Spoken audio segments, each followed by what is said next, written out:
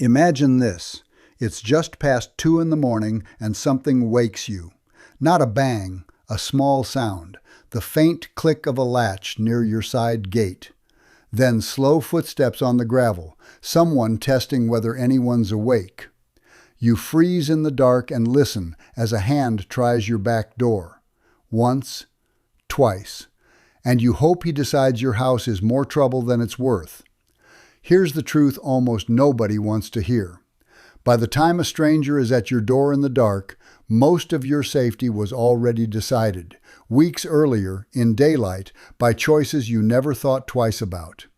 A retired veteran already knows this because they spent years being trained to read a place the way an intruder does, where it's weak, where it's watched, where the easy way in is. So when they set up their own home, they do a handful of quiet, specific things most homeowners never even consider. Today I'm going to show you 5 of them. Number 3 is something you almost certainly already own, and you're using it completely wrong. And number 5 is the difference between a burglar walking past your house and walking straight into it. My name is Dale Hutchins, and after the life I've lived, the way I lock up at night looks nothing like the way I did before. Let me show you why.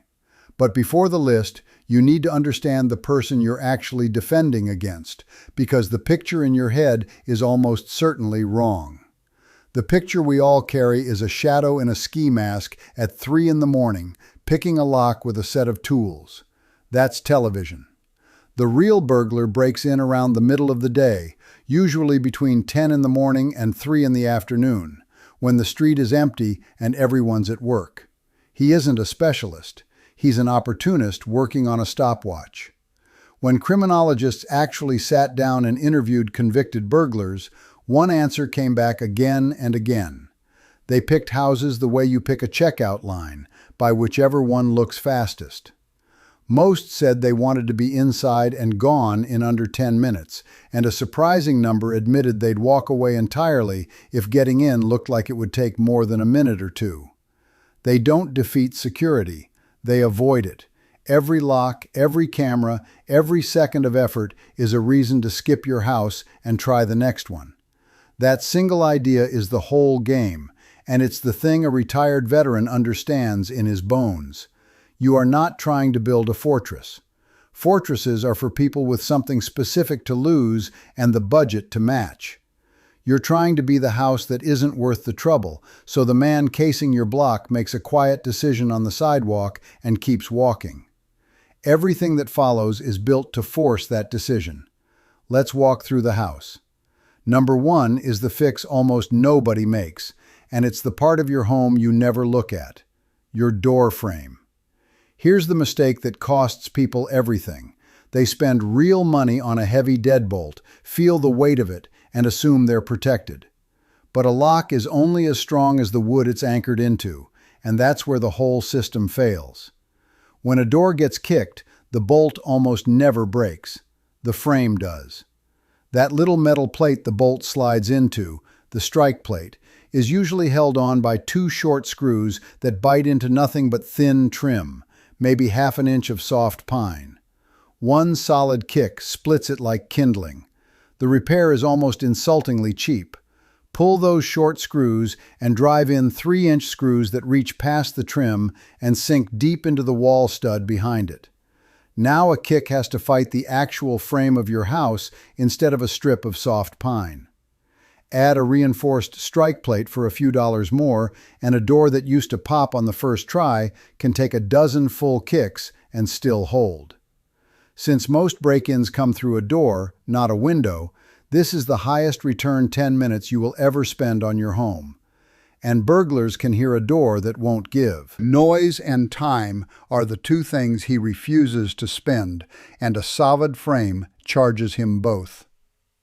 Number 2 solves a problem that's working against you every single night while you sleep: your lighting. Ask around, and everyone reaches for the same answer: one enormous floodlight blazing over the driveway from dusk to dawn. It's the wrong instinct, and here's the part that surprises everyone. A light that's always on actually helps the burglar. It burns all night, whether you're home or not, so it tells him nothing about whether anyone's awake. Worse, a single bright source carves deep black shadows right beside itself, and those shadows become the safest place on your property to stand and work. What a veteran installs instead is motion-activated lighting layered around the approaches, the side gate, the back corner, the path to the sliding door. The lights sit dark, then snap on the instant something crosses them. That sudden change is the entire point. A burglar creeping along your fence line doesn't fear a light that's been on all evening. He fears the one that just came on over his head, because a light that reacts means something detected him, and something that detects him might be watched by someone inside. Motion plus surprise is what turns a confident approach into a sprint back to the car. That brings us to number 3, the thing I promised you already own and are almost certainly using wrong. You probably did it last time you left for a few days. You clicked one lamp on in the living room, left it burning, and walked out the door feeling responsible. That single light, on every night in the same window, doesn't say someone's home. To anyone watching the street for a week, it says the opposite as loudly as a dark house does, because nobody actually lives under one bulb that never moves. What you're really controlling here is the story your house tells about whether anyone's inside, and most people tell it badly. Packages stacking up on the porch, that frozen lamp, and the big one, the vacation photos you posted the day you left, announcing to everyone who follows you that your home is empty and will be for a week. A veteran treats an empty house like an occupied one, and the tools are things already in your pockets and your outlets. Cheap plug-in timers or smart plugs off your phone that bring different lamps up and down at the hours a person actually uses them. A bedroom light in the evening, a kitchen light at dinner. Never the same single bulb on a robotic loop. A radio or television on a timer so the house has the sound of life. Mail and packages paused or pulled in by a neighbor the same day. And the discipline to post the trip photos after you're home, never during. The best security system in existence isn't a gadget on the wall. It's the simple, unbroken illusion that someone is always home. Sometimes the weak point sits nowhere near the front door. It waits at the back, where the sliding glass door and the ground floor windows live, and that's number 4. Most sliding doors ship with a latch a determined person can lift or rattle open in seconds, and worse, many can be popped straight up out of their track from the outside. A veteran drops a solid metal security bar or even a cut length of broom handle into the floor track so the panel physically cannot travel even if the latch is defeated, and adds a couple of cheap anti-lift screws in the top track so it can't be lifted off. A few dollars, 10 minutes of your time, and remember his stopwatch. A latch he can beat in 5 seconds becomes a bar he can't beat at all, and he feels that the moment he leans on the glass and it refuses to move. That's the point he stops being confident and starts wondering how long he's been standing there in the open. He leaves. Then there's the yard itself, and this is the part people get exactly backwards. Those tall privacy shrubs pressed right up against the house feel cozy and secluded to you. To a burglar, they're a gift, a screen he can stand behind and work on a window for as long as he likes, completely hidden from the street.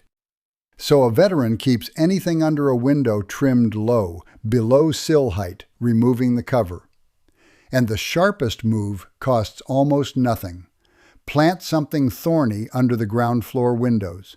A row of barberry or a climbing rose under the glass means nobody is climbing through without leaving skin and blood behind. You're deleting his hiding places and making the easy path physically painful.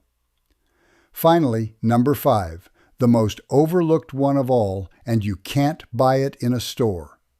It comes down to how your house reads from the sidewalk in the 10 seconds a burglar spends deciding.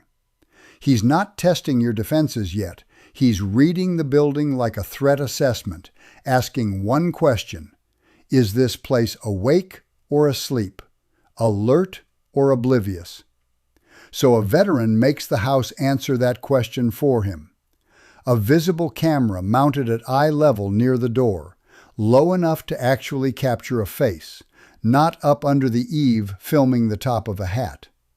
a small alarm sign at the end of the walk, and a decal on the window, whether or not the system behind them is elaborate, because he can't tell from the curb and won't gamble that it's a bluff. And a veteran avoids the mistake that quietly invites the worst kind of break-in, the sticker on the window bragging about the firearms inside. Homeowners buy those as a warning, but to a thief, it reads as an advertisement for the single most valuable, most stealable thing you own, and it tells him exactly why your house is worth the risk. But the real system, the one no company can sell you, is the street itself. Neighbors who know your car, who notice a strange van sitting too long, who'll text you when something looks off and call it in when it looks wrong. A burglar can read that off the curb too. He sees a porch light flick on 2 doors down while he's still deciding, a face at a window across the street, and the math changes in his head. On a watched block, the lock stops being his problem. Now he's racing the odds that someone already clocked his face, and that's a clock he can't win. So he keeps walking. Because here's what all of this really comes down to. Locks and gadgets were never going to stop a truly determined criminal, and they weren't designed to. What stops him is doubt. The feeling standing in your yard in the dark that this specific house is more trouble than the one next door. A frame that holds, lights that ambush, a home that always looks lived in, a yard with nowhere to hide, and neighbors who pay attention. None of it is expensive. Most of it is one weekend afternoon.